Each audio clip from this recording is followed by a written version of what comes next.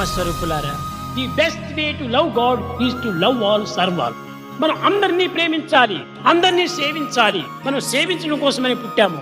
ఈ సర్వీసులో మనం ప్రయాణమైనప్పుడే మానవత్వం అనేటువంటిది సార్థకమవుతుంది.